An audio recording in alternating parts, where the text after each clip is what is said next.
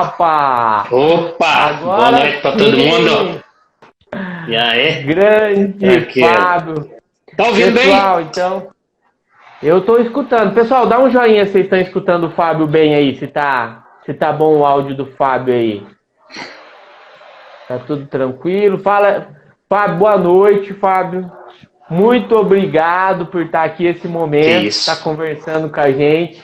É um grande, grande privilégio aí pra gente ter acesso a outras informações, uma pessoa que é referência, que é especialista, que é um grande amigo meu aí. Então, muito obrigado por estar aqui, estar conversando um pouquinho pra gente e dá o seu alô aí pra galera, Fábio, por favor. Opa, boa noite para todo mundo. Prazer é meu. Falar de NR10 para mim sou fã dessa norma. Gosto demais. Não tenho, não sei tudo, mas dentro das minhas possibilidades tento discutir bastante. As alterações que a gente vai estar comentando aí, acredito, não são tão significativas na parte prática, mas sim mais na parte documental. Mas os outros questionamentos são bem coerentes. E desde 2004 que ela teve a nova alteração, ainda tem gente com muita dúvida ainda. Então, assim, estou aí para colaborar e no do possível aí, vamos ver o que a gente faz para tirar dúvida aí e trocar experiência. Que legal, que legal. Tem muita gente nova aí na área da segurança também. Tem uns cara aqui também que é autoridade, que está aqui também assistindo a gente. Então, Já vi umas figuras carimbadas aí já. que legal, Ajuda, né? soma, Isso né? aí, ó. Tem o Douglas entrando aí, Alan entrando aí. Que legal. Pessoal, o som tá bom. Dá um coraçãozinho, manda um joinha aqui pra gente saber se o som tá bom, se tá tudo legal aí. Alexandre entrando aí também, olha aí que legal, bastante gente. Fábio, tem gente de Santa Catarina, gente de São Paulo, gente Bora. do Goiás aqui assistindo, ó. Tem gente de Show um de monte de bola. lugar, Mato Grosso aqui, ó. Tem um monte de gente Minas assistindo a gente Gerais. aqui. Minas Gerais, é isso aí, ó. Tem um pessoal de Recife ali também. Ô, Douglas, tá aí, ó. Chega, Douglas, você tá onde? Fala pra nós aí, pra nós saber o seu estado aí que você tá hoje, ó. Então, Fábio, hoje nós vamos entrar nesse assunto da NR10. O Fábio, que é especialista em NR10, é engenheiro de segurança, engenheiro eletricista, proprietário aí da Ampla Engenharia, vai estar abordando um pouquinho mais sobre a NR10. Fábio, rapidinho antes de entrar aí no NR10 aí, como é que tá esse coronavírus aí na sua análise afetando os trabalhos aí? Vocês já voltaram a trabalhar? Estão conseguindo atender o pessoal? Já voltamos a trabalhar. Eu acho que, na minha opinião, né, a parada foi um pouco antecipada. E talvez, acho que vai chegar o momento de parar, mas acho que não é o momento ainda. É isolar os idosos aí e fazer um equilíbrio aí com relação a essa parada. Eu acho que o momento ainda vai chegar. E nós temos que estar preparado psicologicamente, fisicamente, mas ainda por enquanto eu procuro me informar sem ficar muito fissurado nos noticiários, se não ser surta. Mas para mim, pensamento positivo, a gente vai passar por isso. Amém, amém, Fábio. Coisa Amém. boa. Pessoal, tá na live aqui, dá um joinha pra gente começar o nosso assunto técnico aqui, porque aqui é bastante conteúdo, é bastante informação. A gente mandou para vocês já, a maioria do pessoal recebeu, a gente tá com um roteiro de algumas coisas, tá? Mas nada impede, pessoal, que se tiver alguma coisa que vocês queiram perguntar, manda, escreve aqui. Eu e o Fábio vamos ir olhando aqui, vamos ir respondendo e vamos ir conversando aqui. Tudo que a gente puder aqui, a gente vai abordar nessa 1 hora que a gente vai ficar aqui. Fábio, primeiro assunto, nós vamos entrar aqui então. A norma se aplica para alta ou baixa tensão? Beleza, vamos lá. A norma aplica para alta ou baixa? Na realidade, a resposta é a norma aplica para alta e baixa. E tem uma questão mais para frente, mas só para antecipar, a única coisa que vai diferenciar é a classe de tensão que eu trabalho. Então, se eu trabalho até 1000 volts, eu vou aplicar a norma para baixa tensão. Se eu trabalho acima de 1000 volts, eu vou aplicar a norma para baixa e as adequações para alta. Então, respondendo de forma bem objetiva para economizar tempo, a norma vale para alta e para baixa. Tanto o profissional que trabalha diretamente com eletricidade, quanto para profissionais que estão dentro da zona controlada, próximo. Então, tem um item aqui que eu até separei. Então, não é só para profissionais da área elétrica. Profissionais que trabalham na proximidade também precisam atender a norma. É um exemplo aí de caminhão de muque que trabalha por lá de fora de uma subestação, mas o muque pode entrar dentro da zona controlada. Então, esse profissional tem que atender também a NR10. E, por exemplo, todo profissional, o carpinteiro que está com um vergalhão que pode tombar ou ir próximo de uma rede elétrica. Esse profissional não é da área elétrica, mas ele tem que ter a orientação do risco que ele está correndo. Então, a norma aplica tanto para alta quanto para baixa. A única coisa que diferencia é duas coisas. Para quem trabalha abaixo de 1000, é o NR10 básico. E para quem trabalha acima de 1000, é o NR10 complementar, ou o pessoal também chama de CEP, que é o Sistema Elétrico de Potência. Show? Show de bola, é isso aí, ó.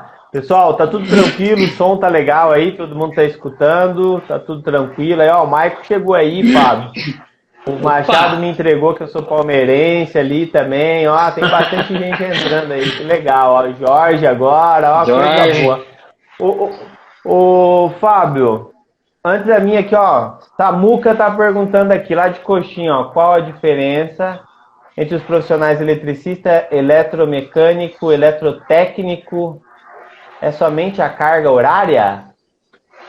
Se for do curso técnico que ele fez, tem a carga horária e o conteúdo programático.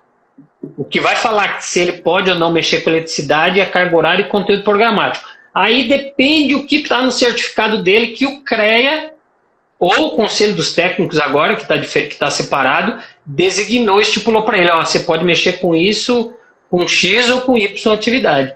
Na realidade, isso é uma parte, não está bem relacionada à NR10, mas a resposta é o eletromecânico, que é a grande sacada da indústria hoje, é pegar o cara que faz as duas atividades.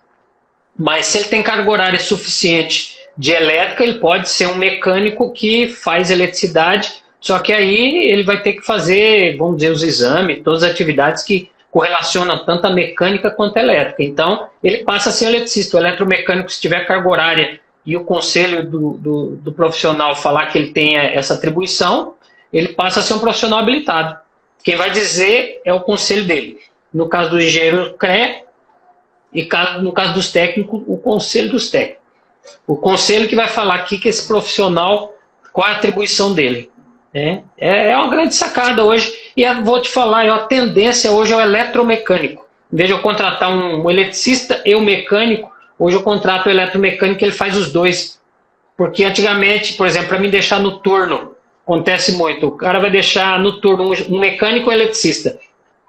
Só que quando tá os dois, um precisa ajudar o outro. E está de noite, de madrugada. Aí um acaba ajudando o outro. O eletricista ajuda o mecânico ajuda o eletricista e dá desvio de função. Para não dar o desvio de função, eu contrato o eletromecânico, o cara está contratado para fazer as duas atividades. É uma grande sacada, acho que é uma tendência de mercado, o eletromecânico. Muitas indústrias do estado já estão trabalhando com essa categoria. Que boa legal, pergunta. Fábio. E que interessante essa informação. Interessante. Porque hoje, quando a gente fala de mercado e de carreira, e às vezes as pessoas têm dúvida, né? O pessoal, só para vocês saberem, eu conheci o Fábio quando a gente dava aula no Senai, faz um bom tempo isso atrás, né, Fábio? Faz tempo já faz uns dias, né? E o Fábio deu aula para vários cursos técnicos, assim como eu. Ele deu mais curso até do que eu lá no Senai, né, Fábio? E é legal essas dicas. É legal essas dicas, Fábio. 7 anos, né? É tempo, ó. E é legal essas dicas, Fábio, porque tem muita gente que ainda tá perdido, não sabe o que vai fazer, né? Aí às vezes quer entrar numa faculdade, ficar 5 anos, às vezes sai, daí se frustra porque não tem trabalho, né? Então esse negócio de escalonar é uma coisa que é interessantíssima, né, Fábio? Começa com um técnico. Quanto tempo é esse técnico que você falou? O que é 2 em 1 aí? A Lisângela do Senai está aí, ela pode responder mais que eu, mas eu vou. 2 anos. a carga horária aproximadamente de 1.800 horas, aproximadamente, mas seria 2 anos de treinamento de curso. Seria o curso técnico que antigamente o profissional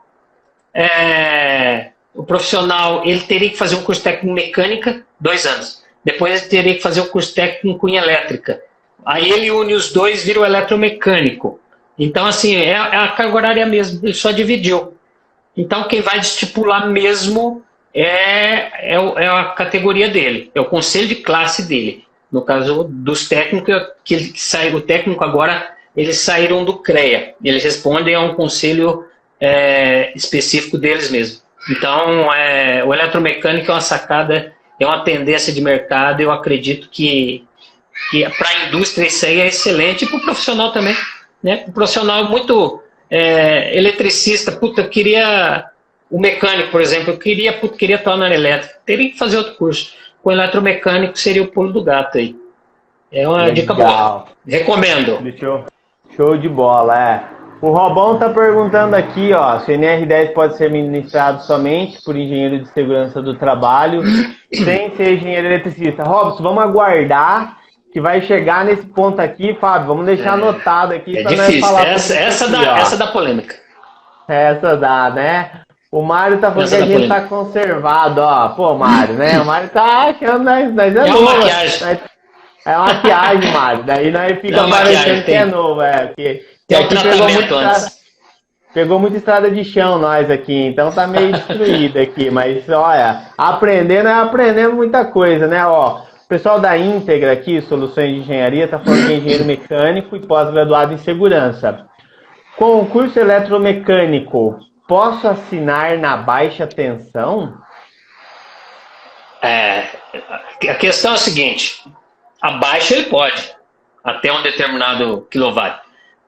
Quando era do CREA, o técnico não poderia assinar alta tensão, que eu participo do CREA.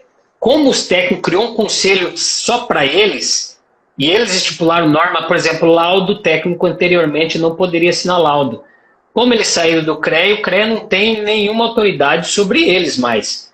Então, eles podem, se o conselho deles falar que ele pode, ele pode. Me falaram que laudo não poderia quando ele era do CREA. Quando passou por técnico, sim.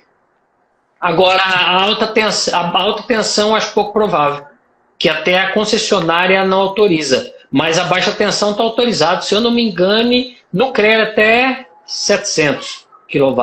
Mas aí tem que ver no conselho dos técnicos. Que é um conselho novo que foi criado, entrou em vigor em dezembro de 2019, é um conselho novo, vai ter muitas modificações. Eu não tenho propriedade para falar o que está autorizado, porque eu não conheço a legislação dos técnicos, que essa legislação é nova.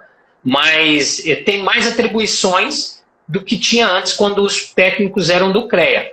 Tem mais atribuição. Agora você tem que entrar em contato com o seu conselho e ver quais atribuições que ele liberou. Aí para o curso técnico eletrotécnico, técnica eletrônica, técnico de telecomunicação, cada categoria ele deve ter liberado uma determinada potência ou a área de trabalho. Aí o seu conselho que vai ter que estipular isso aí. Legal, show de bola. O Fábio, sobre essa primeira pergunta ainda da alta e da baixa tensão, só para ficar mais claro para o pessoal, em exemplos de atividades, por exemplo, o eletricista que vai fazer instalação em casa, por exemplo, ou que vai fazer num mercado, ou que vai fazer numa indústria, o que normalmente, assim, exemplos para a gente conseguir visualizar melhor, onde está a baixa tensão e onde está a alta? Beleza. Então, se você pegar a parte residencial e comercial, todas baixas tensão, né? Agora, se eu pegar a parte industrial, aí eu vou ter baixa e alta. A indústria, como ela tem vários profissionais, ela separa quem é profissional de alta e quem é profissional de baixa. Porque é o seguinte, são riscos diferentes, com atividades diferentes e profissionais diferentes. O profissional, acontece vários acidentes que eu participei que os alunos me contam em treinamento, o cara mexe com baixa tensão e foi se arriscar a mexer em alta tensão e acabou se acidentando. No próprio São Gabriel aconteceu um acidente gravíssimo com essa categoria. O profissional era de eletricista industrial e foi mexer com o transformador, não tinha tanto conhecimento. É bem separado, viu, Roberto? É bem separado o profissional de alta e profissional de baixa. Mas residência e comércio, né, que é estabelecimento mercado, é tudo baixa tensão.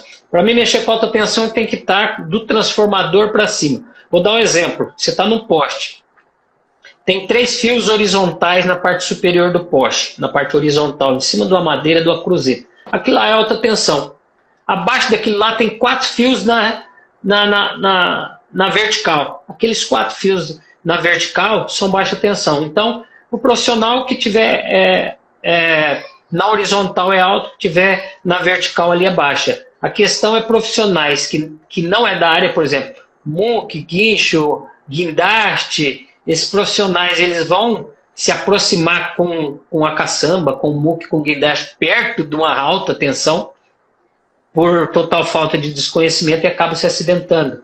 Mas aí não é profissional da área. Porque na maioria dos acidentes com alta, em rede aberta, é com profissionais desse tipo de atividade. É pintor, que sobe andame perto da alta, é guincho, guindaste, muque. Então, assim, dá para separar bem o profissional que é da área. Ah, como é que eu sei?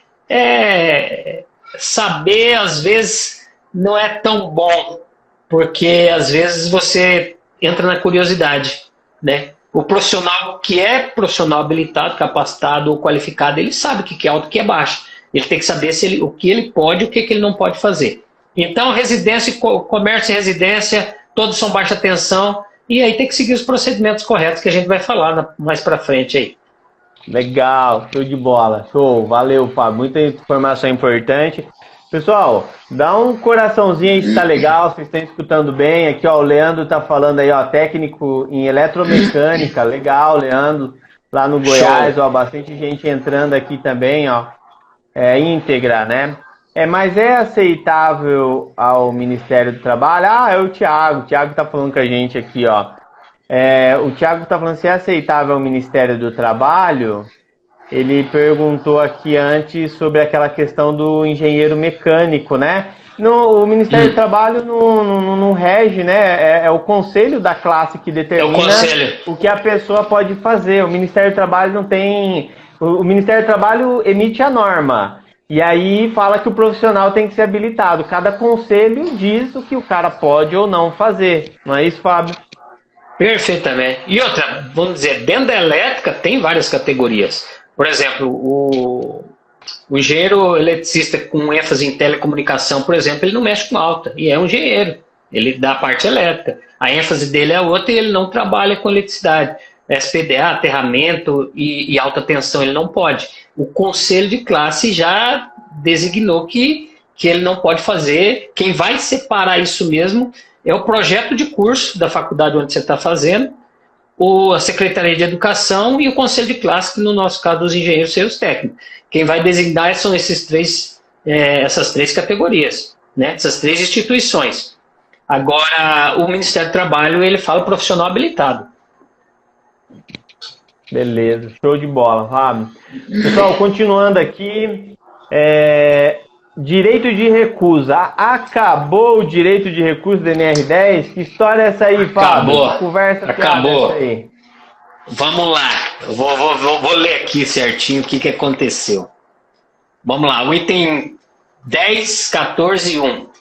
Os trabalhadores devem interromper suas tarefas exercendo direito de recusa sempre que constatarem evidência de riscos graves e eminentes para a sua segurança e outras pessoas, comunicando imediatamente o superior hierárquico. Caiu, não tem esse direito de recusa. Na minha opinião, se o profissional não se sente seguro com direito ou sem direito de recusa, ele não pode fazer atividade. Isso aí na realidade, é uma coisa que já estava meio que explícita. Não mudou nada. Porque é o seguinte, tem um item aqui, cabe aos trabalhadores zelar por sua segurança e saúde de outras pessoas que possam ser afetadas por suas ações ou omissões. O item 10, 13, 3, a linha B, que o direito de recusa está incluído aqui, ó. Responsabilizar-se junto com a empresa pelos cumprimentos das disposições legais e regulamentares, inclusive os procedimentos. Tem que seguir os procedimentos. O item C fala: comunicar de imediato ao responsável pela execução do serviço as situações que se considerar de riscos para a sua segurança e saúde de outras pessoas. Então, o item 10, 3 e 4, a linha C, já fala que você tem que comunicar de imediato o responsável caso o risco tenha. Então, isso já é direito de recusa. Então, assim, com o item, o documento de direito de recusa ou sem direito de recusa, no item 10, 13 e 4, a linha C, já fala para você comunicar à empresa caso esteja correndo risco. Então, assim, tirou o documento de direito de recusa, mas tem um item aqui que tem o mesmo poder, na minha opinião. Repetindo, o item 10, 13 e 4, a linha C. Comunicar de imediato ao responsável pela execução do serviço as situações que se considerar de risco para a sua segurança e saúde e de outras pessoas. Então, isso já é um direito de recusa automaticamente, só não tem um documento formal, mas tem uma linha, um item, uma linha lá que pede para você já, se está correndo risco, não é para correr. É isso aí, né? O Guilherme comentou aqui, né, que da análise de risco, né? O Guilherme está certíssimo aí, né? Na próxima análise de risco, você já vai identificar os riscos, já vai ter os procedimentos, e se tiver uma situação de risco grave iminente, tem que parar mesmo, né? Isso já está previsto ou nem lá na iniciar. CLT, né? Já tem, ou você nem inicia a atividade. Perfeito, tá correndo, perfeito. Se a atividade está correndo risco, na análise vai ter que ser detectado. Você nem pode iniciar ela. E o Guilherme falou aí da análise de risco, Fábio, e agora com essa nova NR1 aí, que vem falando do GRO, tudo vai virar análise de risco, entendeu? A empresa tem que analisar o seu ambiente, tem que ver o que está acontecendo ali, tem que fazer uma matriz de risco e de severidade, de gravidade, e determinar quais vão ser as normas preventivas para isso, tá? Então, essa responsabilidade está cada vez, ela não pode permitir que o seu trabalhador se exponha a um risco ali, que ponha em risco a vida dele, né? Isso é um absurdo, na verdade, né? Eu, na minha opinião, só para concluir, o direito de recusa, na realidade, tirou o documento, mas tem uma linha e um item que manteve, que tem o mesmo poder. É isso que, na minha opinião, é isso que aconteceu. Show, é isso aí. Pessoal, lembrando aí, se lembrar de alguém que possa ser beneficiado por essas informações, aproveita e encaminha aí e coloca um coraçãozinho aí pra gente ver se tá legal, se tá bom, que a gente vai entrar no próximo assunto aqui, beleza? Bastante gente entrando aí, ó, show de bola. Próximo assunto. Por que foi revogado o item sobre responsabilidade solidária? Não existe mais isso? O setor elétrico é o que mais terceiriza, como é que não tem responsabilidade solidária? Beleza. Então, vamos lá, vou ler o item. O item 10, 13, responsabilidades. Item 10, 13 e 1. A responsabilidade quanto ao cumprimento desta NR é solidária a todos os contratantes e contratados envolvidos. Esse item foi tirado. Só que embaixo desses itens, na realidade, é uma coisa repetitiva. Aí cabe à empresa responsabilidade pelos contratantes, manter eles informados aos riscos que estão correndo, incluindo criar os procedimentos de trabalho, embaixo do mesmo item que foi excluído. Medidas de controle de risco a serem adotadas, cabe à empresa da ocorrência de acidente de trabalho envolvendo instalações e serviços de eletricidade, propor e adotar medidas. Na realidade, no item anterior falava, a responsabilidade é da empresa e do funcionário. Logo abaixo ele falava, da empresa é isso e do funcionário é isso.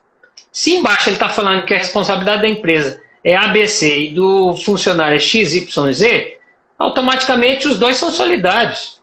Então, assim, tirou um item que já estava falando a mesma coisa. Então, não continua a responsabilidade. Tirou o item que fala que os dois responsáveis, sendo que embaixo fala responsabilidade da empresa é isso. E o item abaixo, responsabilidade do funcionário é isso. Obviamente, os dois são solidários. Se cada um fizer a sua parte, não é para acontecer o acidente. No caso da ocorrência do acidente, vai ver quem cumpriu ou quem deixou de cumprir, se é o funcionário ou a empresa. Na realidade, continua a responsabilidade. Seria um item que estava tendo o mesmo entendimento. Show de bola. Olha só, Fábio, até o pessoal aqui da DB, né, está falando justamente o que a gente estava conversando, né? Que o direito de recusa é constitucional, né? Tá lá, né? Regiane comentou aqui, Fábio, mas na prática industrial existe uma pressão para que as atividades sejam executadas, mesmo com risco. Acho que o trabalhador perde com a retirada do direito de recurso. É a opinião dela. Você, beleza. Fábio, o que você analisa disso aí? Ó, vou dar um exemplo de um treinamento que eu ministrei e aconteceu exatamente isso, principalmente na indústria que recebe pressão. O cara pegou e falou o seguinte, falou, professor, é o seguinte, eu tinha direito de recusa, o cara pediu para mim bater uma chave de alta e estava chuviscando, e com medo de eu ser mandado embora, eu peguei e fui lá bater a chave. Não aconteceu nada, mas poderia ocorrer. Mas eu fui com medo de ser mandado embora. Aí ele falou, mas o que eu poderia fazer? Eu falei, não, você tem o direito de recusa. Aí o cara falou assim, não, mas ele não pode te mandar embora. Eu falei. Aí ele pegou e falou assim, mas é o seguinte, esse profissional, esse supervisor, ele pode me trocar de turno, colocar no turno noturno, fazer algumas coisas para que eu perdisse as contas. A minha resposta é o seguinte, se você está numa empresa que não está preocupada com segurança, que vai fazer você correr risco, é melhor que ela mande você embora para você receber os direitos, ou você quer continuar numa empresa que vai fazer você correr o risco. Então, assim, o direito de recusa, voltando lá, o item 10, 13 e 4, a linha C. Vamos lá, é a pressão, a pressão da indústria.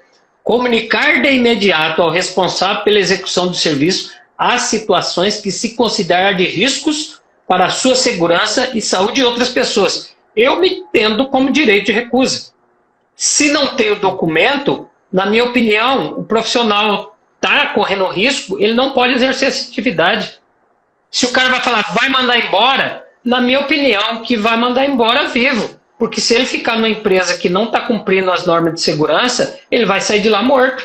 Então, assim, na praia é difícil. Eu entendo que a indústria, na prática, falar é uma coisa, na prática é outra. Mas, dependendo do risco, o profissional não pode ir com ou sem o direito de recusa. Mas no item 10, 13 e 4, a linha C, é o mesmo embasamento. Então, comunicar de imediato ao responsável, né, nas situações que considerar risco. Isso é direito de recusa, só não tem um documento formal, mas tem a base da linha 10, 13, 4, a linha C, que seria a mesma coisa. Mas assim, é um item interessante, todo treinamento que eu ministro tem esse questionamento. Falar é fácil, e é verdade, falar é fácil, e o cara não quer perder o emprego, só que ele tem que fazer uma análise de risco ali na hora, né? Se ele vai correr o risco ou se ele vai perder o emprego. Entre correr o risco de morte e perder o emprego, eu prefiro perder o emprego. Na realidade, nesse caso, na indústria, sempre vai acontecer. Aí é a avaliação do funcionário, que o direito ele tem de recusar, com ou sem o documento de direito de recusa. Legal, show de bola, Fábio. Uma coisa também importante, Fábio, de a gente relembrar para o pessoal que está assistindo aqui, é que assim, saiu da NR10, mas não é só a NR10 que fala sobre direito de recusa ou sobre responsabilidade solidária. Existem outras leis até maiores do que a própria ANR que já prevêem isso, né? Então, é isso aí que o Fábio falou. A realidade é lógica, independente se está na NR10 ou não, a realidade é essa que a gente vê. E aí o profissional vai ter que ser profissional, né? Saber ter a destreza de sair dessa situação, né? Mostrando que não tem como fazer e provando, não tem por causa disso, disso e disso, tá? E assim convencer ali o empregador. Aí tem uns que acaba criando uma briga e vai uma rolaiada e aí dá mais problema, né? Então, cada caso sempre vai ser um caso, né? A gente que vai ter que, o que o Fábio falou é muito legal, né, Fábio? A pessoa tem que fazer a análise dela, independente da análise da empresa, dela, né? Dependendo da lei. Se morrer, a empresa continua, né? E a pessoa daí, exato, né? Então, é uma linha de raciocínio, é até bom pra gente que é da área de segurança, que a gente pode usar isso no próprio treinamento também, porque no treinamento é uma coisa sempre, né, Fábio? Depois o cara sai do treinamento e vai ali pra vida real, é outra. Não, então a gente tem que Regiane, plantar... Regiane, plantar, né? Regiane, tem que plantar a sementinha no trabalhador para ele ter o pulso firme lá na frente e tomar uma decisão. Porque se morrer é ruim para ele, é ruim para a família, é ruim para a empresa, é ruim para todo mundo, entendeu? E às vezes a gente sabe que tem uns empregadores aí que é meio doido da cabeça aí, vai falar para fazer um negócio e aí depois vai ser ruim para todo mundo, né? Então a pessoa tem que se posicionar. Não, o questionamento da Regiane é extremamente coerente. Isso na prática, falar que eu vou recusar, mas na prática não é isso que acontece na hora da pressão industrial, o negócio é diferente, mas cabe orientar o profissional que ele faz a análise dele. Ele tem o direito de recusar, porque ele não é obrigado a fazer, né? Agora, se vai ter retaliação ou não, é uma análise de risco que ele tem que fazer. É isso aí, ó. A Lúcia está concordando aqui, né, Lúcia? Cada caso é um caso, né? Essa é a mais pura verdade. O Guilherme está lembrando que a 35, a 33, a CLT fala também do direito de recusa, muito bem lembrado, né? Gustavo tá longe da gente aqui assistindo, show de bola, engenheira Fabiana, bastante gente entrando, tô voltando aqui, pessoal, para ver se não tem mais uma pergunta que ficou para trás. Não, então vamos seguir aqui, manda sua pergunta aí, manda o seu joinha se tá legal aí, vamos continuar aqui, Fábio. Confusão em relação a habilitado, qualificado, capacitado e autorizado. É linha para nós falar aqui, né? Os nomes é tudo parecido, confunde até na hora de falar. Tudo Mas ajuda a gente aí, Fábio. Vamos lá. Ajuda a gente a entender essa bronca melhor. Vamos por ordem. Beleza, vamos lá. Por ordem, de cima para baixo. Habilitado. Profissional registrado no seu competente conselho de classe. Quando fala competente conselho de classe, engenheiros e técnicos são considerados profissionais habilitados. Que aí, na realidade, antes era só o CREA, agora tem o CREA e o Conselho dos Técnicos. Então, tem CREA e é registrado do Conselho dos Técnicos, é considerado profissional habilitado. Engenheiros e técnicos. Qualificado é aquele profissional que comprovar curso específico na área elétrica, que seria curso lá de eletricista industrial registrado pelo MEC, que seria o exemplo maior é o Senai. Não adianta fazer um cursinho lá, mesmo que tenha carga horária, mas essa instituição tem que estar cadastrada no MEC, que é o exemplo do Senai. E tem outras aí, mas o Senai é o melhor exemplo, que seria eletricista predial, eletricista industrial, eletricista de comandos elétricos, automação, que seria aí uma carga horária aí de 400 horas aproximadamente, de 350 a 400 horas. Esse seria um profissional qualificado. Então, habilitado, engenheiros e técnicos. Qualificado, seriam profissionais registrados, feito curso na área elétrica, reconhecido pelo MEC.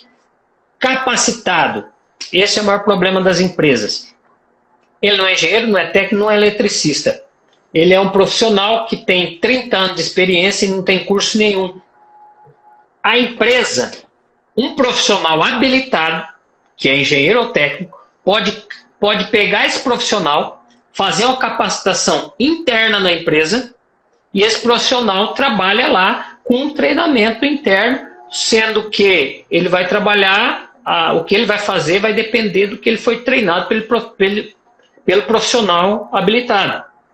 E esse treinamento, essa capacitação só tem validade interna. Então, voltando, habilitado engenheiro e técnico, qualificado, profissionais da área elétrica com curso com instituições registradas no MEC, capacitado, um profissional da área elétrica sem treinamento nenhum, recebe um treinamento interno da empresa pelo profissional habilitado, e essas são as 3 categorias de profissionais.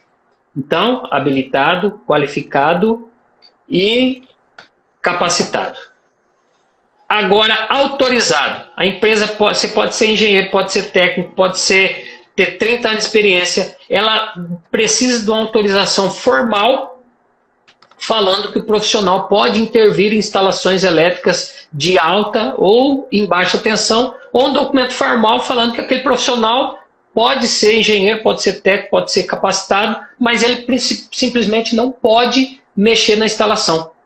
Então, assim, os 3 são considerados profissionais, mas para a empresa, ela só vai deixar o profissional trabalhar desde que ele tenha autorização formal. Acontece muito com o auxiliar de eletricista. O profissional tem curso de elétrica, só que não tem autorização. Então, essa autorização, o curso, treinamento, você ser engenheiro, ser técnico, ter curso de NR10, não dá o direito de você intervir na instalação da empresa sem a autorização dela. Então, a autorização, ela que vai designar quem está autorizado ou quem não está autorizado. E essa autorização é dividida em 3 partes. Autorizada a mexer em baixa tensão, autorizada a mexer em alta tensão e profissionais não estão autorizados a mexer em instalações elétricas energizadas. Essa é a questão aí do profissional. Alguma dúvida? Show, Fábio. Muito bom, muito bem esclarecido. E é legal esse item que o Fábio está falando aí, tá? Porque da nossa proposta ali era falar sobre itens mais notificados pela inspeção do trabalho, tá? E pelos auditores fiscal do trabalho. E esse é um item que pega muito, sabe? Porque às vezes a empresa não capacita a pessoa, não formaliza isso documentalmente. Às vezes ela não tem o documento de autorização. Quem que falou aqui, né, de anuência aqui? Deixa eu dar uma vontade de comentário. Exatamente, tem que ser formal, tem que ser uma anuência, né? Tem que ter, eu autorizo fulano XYZ a trabalhar na parte elétrica. Aqui, ó, Leandro, muito bem lembrado. Isso acontece lá na 35, na 35 também acontece isso no trabalho em altura. Tem que formalizar essa autorização. Esse é um item que o Ministério, os auditores, eles estão pegando aí as empresas. Então tem que ficar antenado nessa bronca aí, né? Ó, tem um item aí. Deixa eu abrir uma brecha, por exemplo. Vocês trabalham muito com silo, que a gestora trabalha muito com silo. Como que eu vou fazer com que o profissional lá a 60 quilômetros de uma cidade desarma um disjuntor? Como é que esse cara vai fazer? Ele não é um profissional da área elétrica, ele é um operador de silo. Nessa condição, eu capacito ele em armar disjuntor, dou todo o treinamento para ele, né? E dou todos os EPIs, crio um procedimento, capacito ele em armar disjuntor. Tem que trocar fusível? Capacito em trocar fusível. Lembrando que essa capacitação só tem validade interna e quem é responsável pelo profissional é o profissional habilitado que capacitou esse cara. Então, assim, existe muito essa questão. Beleza, quem que abre o painel? O cara não vai chamar o eletricista a 60 km da cidade para abrir um painel. Não, capacito em armar disjuntor. Capacito em trocar fusível. Na hora da capacitação, você pode capacitar 10 pessoas, aí na hora da capacitação, não, isso aqui não tem condições. Eu só vou autorizar 5 dos 10, porque você vê que o cara não tem condições de mexer com eletricidade. Aí cabe ao profissional habilitado que capacitou autorizar ou não, porque o que esse cara fizer, a responsabilidade é de quem capacitou. Show, olha aí. Isso aí, Fábio, você está falando é show, porque uma das nossas propostas aqui dessa nossa live aqui era maneiras de evitar gastar dinheiro sem necessidade. Então, pessoal, o Fábio acabou de falar um negócio aí, ó, que o seu cliente está gastando às vezes dinheiro ou está expondo o seu funcionário a um risco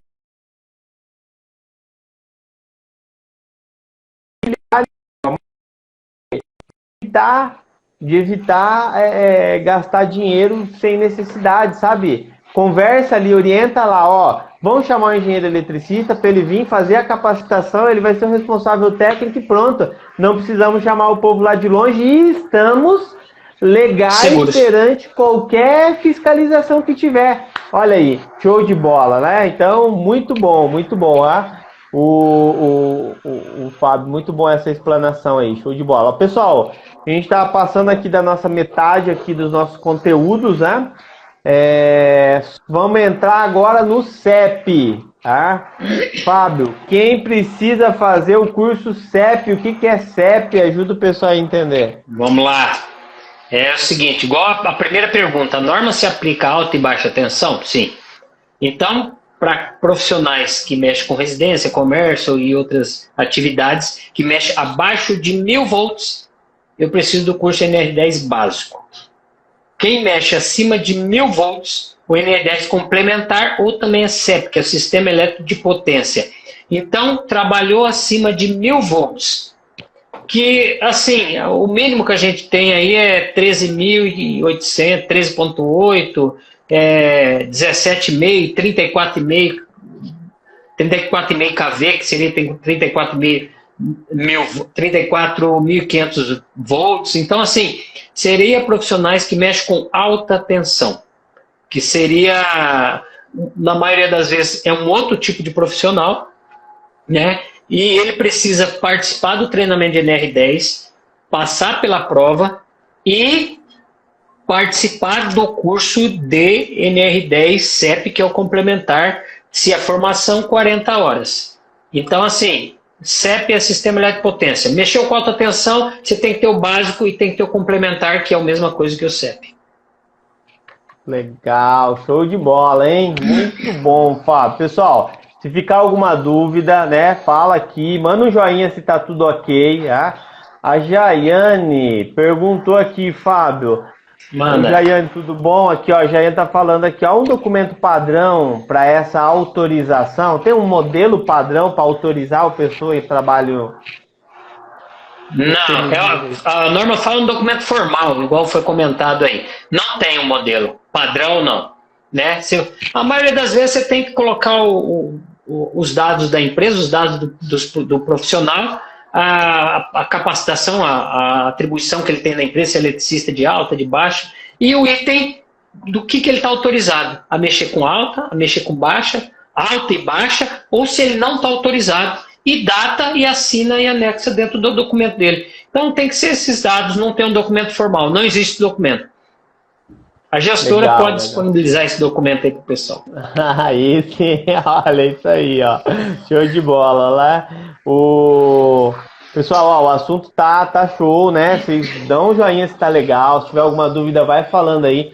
Porque assim, tem até mais assunto aqui, Fábio. E para nossa 1 hora tá faltando aqui 10 minutos para acabar, né? Eita, então, se a galera achar que tá legal, o que a gente faz? A gente encerra essa e abre uma outra, mas daí eu vou escutar se vocês estão achando que tá legal aí, a gente vai seguindo aqui, quando chegar mais perto de encerrar e a gente combina aqui todo mundo junto daí, beleza? Tranquilo? Fábio, vamos continuar aqui, ó, tem pergunta chegando aqui, deixa eu voltar aqui que tem pergunta, ó. Antônio, como é que você tá? Ó, sobre a reciclagem, o que recomendam, né? O que recomendam legal. De carga horária para reciclagem, tá? Beleza. Pode responder? A questão é o seguinte, eu vou achar o item. Não só, ó, o Guilherme também tá falando reciclagem da NR10, tá? Então, ó, já veio 2 perguntas do mesmo assunto aqui, ó. O pessoal se antenou no negócio de curso. A reciclagem do 10 e do CEP, Fábio. Vamos lá. Quantas horas, que eu sei que é a maior dúvida, né? E qual é o periodicidade mesmo, só para relembrar pra galera? Beleza. A periodicidade é 2 anos, curso de NR10, 2 anos.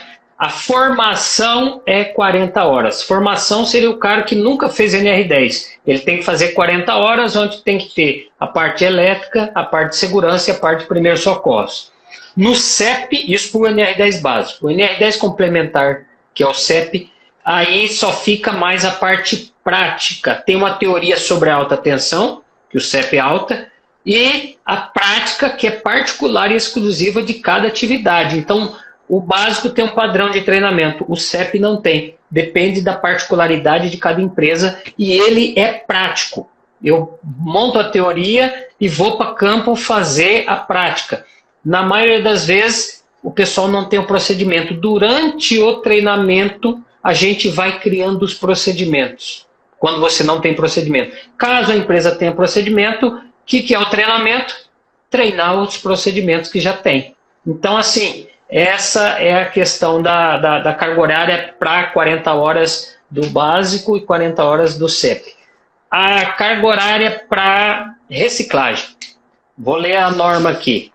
O item 10.883. A carga horária é o conteúdo programático dos treinamentos de reciclagem destinados ao atendimento das alíneas A, B e C, devem atender às necessidades da situação que o motivou.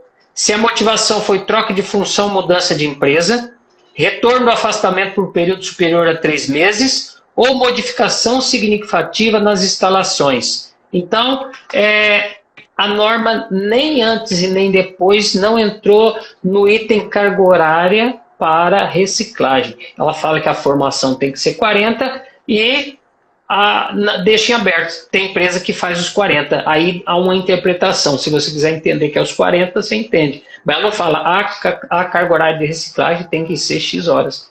Tem, no mínimo, que eu ministro é 8. 8, 16, 24, 32, ou tem empresa que dá os 40 novamente. Lembrando que a empresa ela não é obrigada a aceitar um treinamento de outra empresa.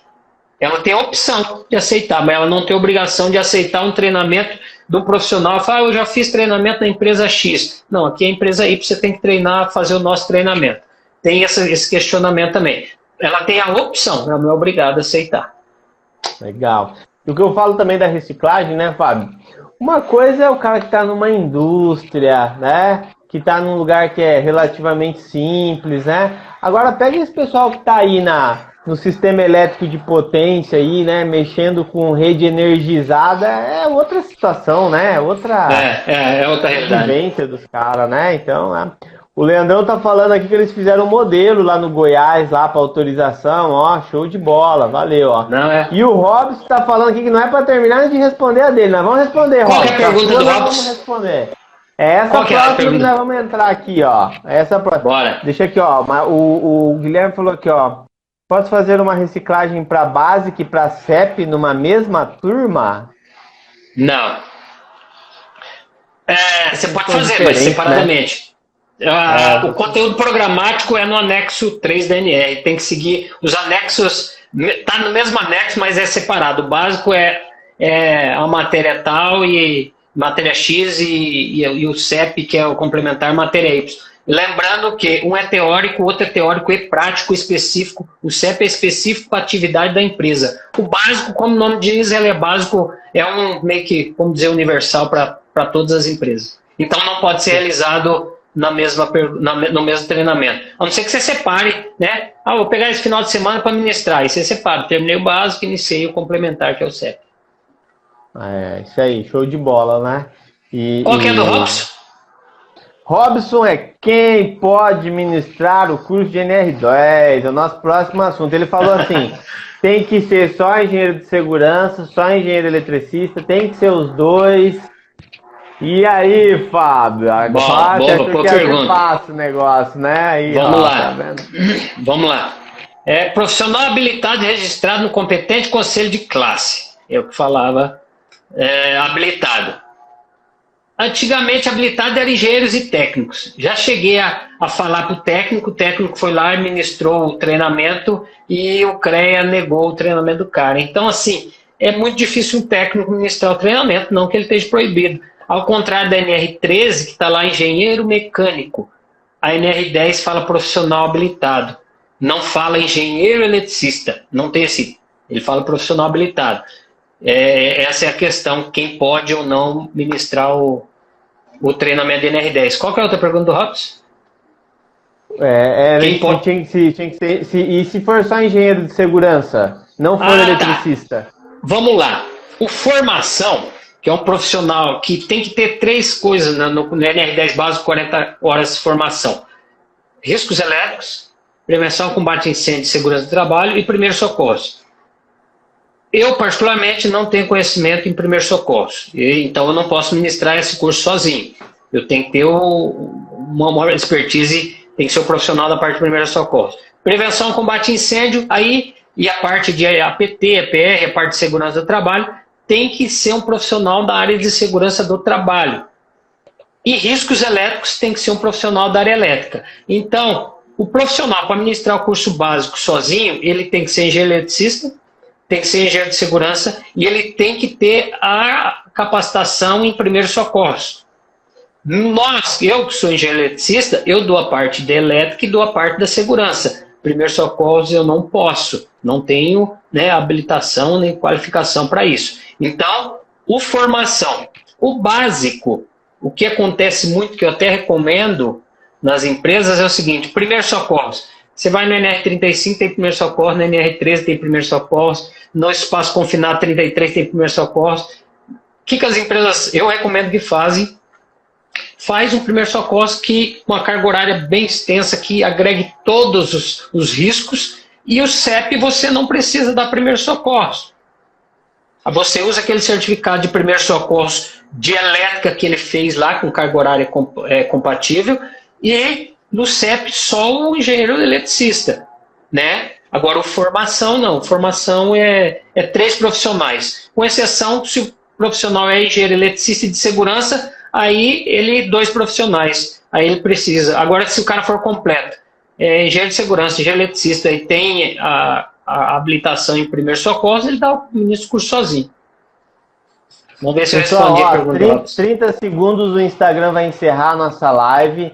A gente tem ainda mais 3 perguntas de SPDA aqui, de prontuário elétrico, que a gente vai analisar. Então eu vou encerrar aqui, Fábio. E aí você já me chama de novo, a gente já volta pra gente finalizar aqui. Beleza, pessoal? Dá um joinha aí. E a gente já... Voltou aí, Fábio. Tô ouvindo. Pessoal, dá um joinha aí, tá tudo legal aí, tá tudo beleza. A gente ainda tem, Fábio, o exame complementar. A gente tem ainda SPDA e aterramento. E a gente tem ainda prontuário elétrico. São os nossos 3 assuntos para a gente poder encerrar, pessoal. Então, deixa a sua pergunta. Se tiver alguma outra dúvida aí, vai perguntando. Deixa o pessoal ir voltando aqui. Fala, parente. Tá chegando aí muita gente aí, né? Tem uns parentes aí. Legal, né? O Guilherme tinha perguntado aquela hora, Fábio, de fazer o básico e o CEP junto, né? É importante lembrar, né, que para fazer CEP, obrigatoriamente tem que ter básico, né? Tem que ter básico. E aí a reciclagem, e o profissional tem que... dois também, né? E o profissional tem que ser aprovado no básico para fazer o CEP. Então tem que fazer uma prova, passar pela prova para depois fazer o CEP. Então daria, mas não junto. Seria na mesma empresa, na mesma carga horária, no mesmo pacote, mas separadamente. É isso aí. Então é importante entender isso aí. E às vezes o pessoal esquece ainda das avaliações, então tem que ter avaliação para o pessoal ter aproveitamento mínimo aí para a gente poder fazer. Pessoal, 3 assuntos então para a gente encerrar, tá? Exame complementar, SPDA junto com aterramento. Teve uma pergunta de SPDA anterior ali. Pessoal, se puder repetir, né? Guilherme tá falando ali, mas são 2 reciclagens também? Se o cara é do básico e é do CEP, são 2 reciclagens. Uma reciclagem para o básico, uma reciclagem para o CEP, tá? Pessoal, tinha alguma pergunta sobre SPDA na outra live lá e ficou lá na outra, agora eu não consigo ver. Se profissional, se a pessoa tiver aí, faz de novo. Isso, faz de novo que nós vamos entrar na dos exames agora, tranquilo? Então vamos lá, exame. Quais exames complementares devem ser feitos nos trabalhadores? O eletroencefalograma, o eletrocardiograma, glicemia e hemograma para elétrica. E tem os outros exames, obviamente o profissional sobe em altura, entra em espaço confinado, tem pó, né? Então assim, o para elétrica seria eletroencefalo, eletrocardio, glicemia e hemograma mesmo. Fora os outros complementares, aí tem que ver o que esse profissional vai fazer. Muito bem, é olhar o PCMSO, né? Guilherme está falando aqui, que algumas empresas têm praticado uma reciclagem só, mas são conteúdos diferentes, né, Guilherme? Você pode até aquilo que o Fábio falou, né, Fábio? Sem emendar o curso, mas o básico é um conteúdo programático, o CEP é outro conteúdo diferente. Então, é importante se antenar. Talvez otimize alguns conteúdos, né? Teria que olhar, mas são diferentes, então não tem como otimizar, não. O Jair refez a pergunta. A pergunta era se posso usar profissionais sem NR10 para instalação de SPDA. Essa aí mesmo, essa é muito boa pergunta. Seria para execução, né? Para fazer execução.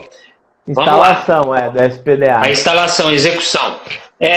Sendo que o SPDA é um sistema de proteção contra descargas atmosféricas. Aí entra a questão. Não tem eletricidade ali. É cavar uma valeta, fazer o sistema de captação no telhado, descida nas paredes e a questão das valetas, fazer a valeta lá e enterrar o cabo, não tem eletricidade ali. Aí preciso de NR10 para um profissional para cavar a valeta, tampar buraco, puxar o fio, tubular. A questão é a seguinte, aí eu já fiz essa atividade, e a maioria das empresas que eu presto serviço exige. Aí você tem que seguir o procedimento interno de cada empresa. Tem empresa que exige, tem empresa que não exige. Porque, logicamente, esse profissional não tem envolvimento direto com a eletricidade. Ele está instalando o SPDA na parte externa. Então, assim, é seguir procedimento interno de cada empresa. A maioria das empresas que eu presto serviço exige NR10 do profissional que executa SPDA e do profissional que mede o SPDA também. Porque aconteceu aqui em Campo Grande de eu fazer medição do SPDA, medir.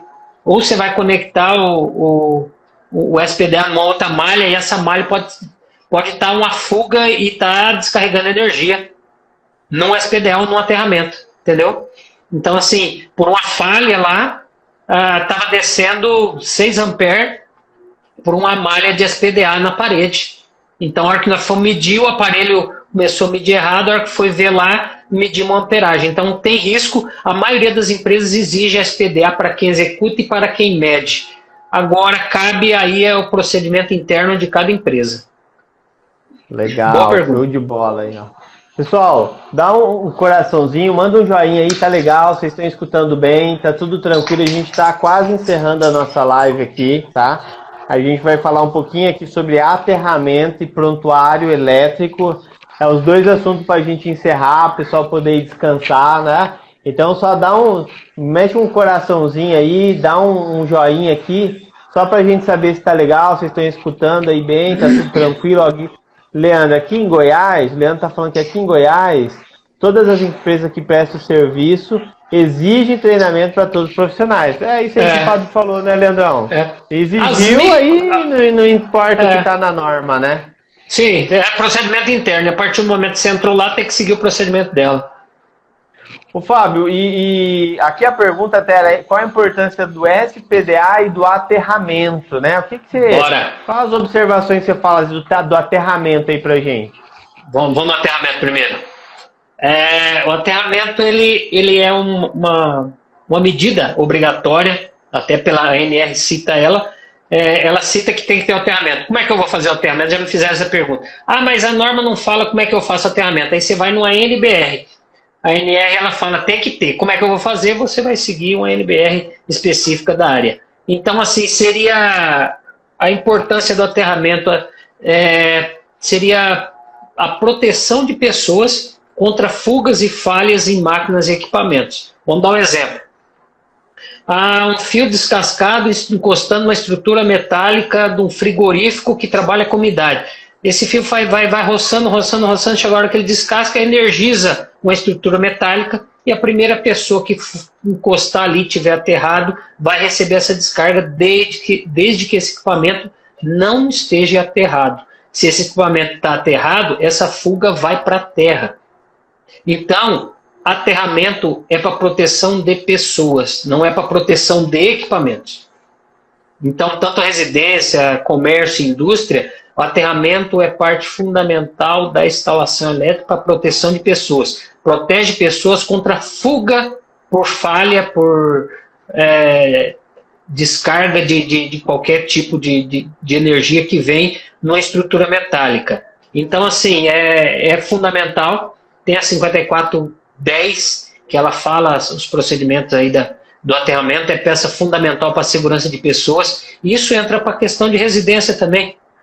Aquela geladeira, aquele freezer, aquela máquina de lavar que está começando a dar aquele choque lá, é falta de aterramento. Então, assim, não é uma cultura nossa se preocupar com segurança residencial, mas é uma preocupação que a gente tem que começar a ter, e principalmente quem tem criança em casa, agora com essa quarentena, as crianças tudo em casa lá, e aquele freezer, geladeira dando choque lá, é falta de aterramento. Aterramento é fundamental para a proteção de pessoas, tanto em residência quanto em profissionais na empresa. Show de bola, Fábio, show de bola. É isso aí, pessoal. Tá tranquilo aí, pessoal? Tá joinha aí, tá tudo beleza? Vamos entrar no nosso último assunto. Qualquer dúvida de aterramento. SPDA, verdade, Tem SPDA. Maravilha, vai lá. SPDA. Bom, SPDA é Sistema de Proteção contra Descargas Atmosféricas. Ela é a própria norma. Proteção de estruturas, ele protege a estrutura, desde que esses profissionais estejam dentro da estrutura. Então, no caso de incidência de raio, eu tenho que ir para dentro da estrutura, que a estrutura está protegida. Então, assim, tem a 5419, que tem uma norma aí, né? Tem o Jair que tá ouvindo aí, ele é um parceiro nosso, faz bastante, tem uma análise de risco antes de fazer esse SPDA, Sistema de Proteção de Descargas Atmosféricas. O Ministério do Trabalho está exigindo bastante. O pessoal costuma confundir SPDA com aterramento, apesar dos dois usar a mesma malha. Um é para aterramento de equipamentos para a pessoa não levar choque. O outro é para o raio não cair na estrutura, a estrutura não ter o sistema de proteção contra raio, e esse raio pode vir a danificar o equipamento e pessoas que estejam dentro da estrutura. Então, para-raio é para proteger pessoas que estejam dentro da estrutura. Então, eu protejo a estrutura e as pessoas, no caso de raio, estão dentro das estruturas. A análise de risco, ela vê bastante isso. Quantas pessoas estão dentro da estrutura, né? E tem vários outros itens lá que estão, né, interligados nessa parte de aterramento. E aí, igual o Jair está comentando aí, que potencialização, o que seria eu unir a malha do SPDA com a malha do aterramento. Os dois acabam sendo um só. Então, tanto o SPDA quanto o aterramento é para proteção de pessoas. No resumo, aterramento é proteção de máquinas e equipamentos para, caso levar um choque, esse choque não vir para a pessoa. E sistema SPDA, que é proteção contra descargas atmosféricas, raio, é proteger essa estrutura, caso caia um raio, essa pessoa não venha receber essa descarga. Show de bola, hein, Fábio? É isso que eu chamo de aula, hein, pessoal? Boa! Manda um coraçãozinho quem gostou dessa explicação do Fábio aí, por favor, bate uma palminha aí pro Fábio, que, poxa, fenomenal, Fábio, muito bom. Olha aí, pessoal, show mesmo, valeu, hein, cara. Ó. Vamos lá, Fábio, então, entrando aqui na nossa reta final, prontuário elétrico, né? Não é menos importante de forma nenhuma, né? Mas prontuário elétrico é um baita assunto também, né? Quais empresas que precisa fazer esse bicho aí, hein, Fábio? Bom, todas as empresas são obrigadas a manter o esquema unifilar, que é o projeto elétrico da instalação elétrica, todas as empresas. O prontuário de instalações elétricas, quem tem que ter o prontuário de instalação elétrica é empresas com potências superior a 75 kVA. 75 kVA para energias é o seguinte, quem recebe em alta tensão. Tem gente que recebe menos, mas a maioria que recebe em alta tensão tem que ter um prontuário. Ultrapassou 75 kVA, tem que ter o prontuário de NR10. Eu vou até, a gente tem um tempo aqui, para ver, tem bastante itens que tem que ter no prontuário. O prontuário é um documento bastante complexo.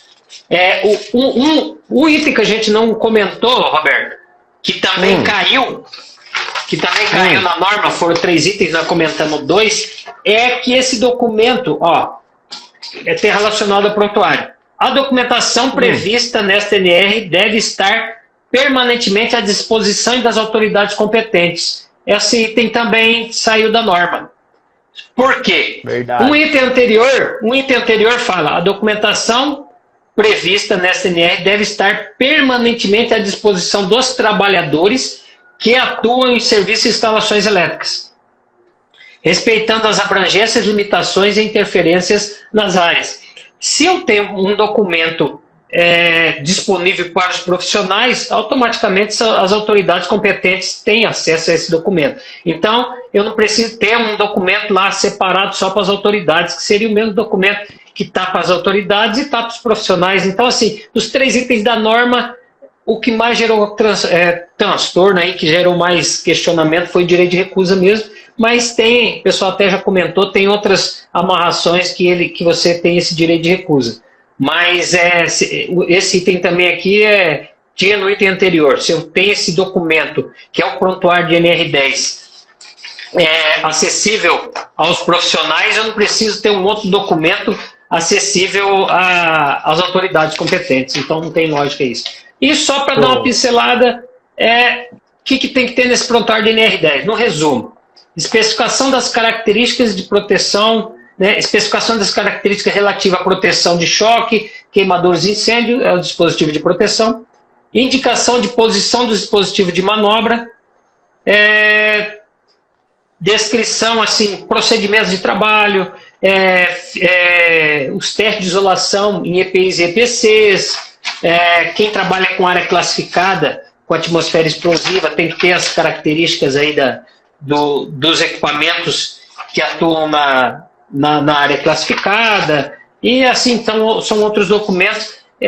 Dependendo do porte da empresa, você leva aí de 12 a 18 meses para montar um prontuário de NR10 bem elaborado, que entra assim, você cria procedimento por procedimento da área elétrica, atividade por atividade desse profissional. Então, assim, não é uma coisa tão simples, mas depois que esse prontuário é só atualizar ele. É um documento, eu acredito, que é fundamental para a empresa que tem a necessidade de ter. Então, assim, acima de 75 é obrigatório. Infelizmente, não são todas as empresas, menos da metade das empresas tem esse prontuário em mãos aí. Beleza, Fábio. Fábio, muito obrigado, muita informação boa. Pessoal, quem gostou, dá um joinha aí, muito obrigado pela atenção. Parabéns para todo mundo que está aqui, que estava aprendendo, que quer aprender. Sexta-feira a gente tem mais, vamos falar com o Robson. E, Fábio, dá um recadinho pra galera aí, dá um tchau pro pessoal, dá um último recadinho aí. Respondendo a pergunta que a atestado de conformidade das instalações elétricas é uma exigência do bombeiro, não está relacionado ao Ministério do Trabalho. Na realidade, NT 41 que fala aqui é somente hoje o técnico pode, o engenheiro também pode atestar de conformidade. Então não está relacionado a NR ao atestado de conformidade. É a NT 41 que está relacionado ao bombeiro. Bom, queria agradecer ao pessoal aí que participou, estou à disposição. Se tiver mais dúvidas aí, manda pro Roberto, manda para mim, que a gente está à disposição. NR10 é uma coisa que eu gosto bastante de falar, de comentar, tem muitas particularidades, tem muita coisa que na prática é uma coisa, na teoria é uma coisa, que você joga na prática é outra. Beleza, show de bola, então, valeu? Tranquilo, pessoal, valeu, pessoal. Sucesso Parabéns, aí, Roberto. tudo de bom, tchau, tchau, valeu, Fábio, sucesso aí, meu irmão, Valeu. tchau, pessoal, boa Parabéns, noite, bom sucesso. descanso.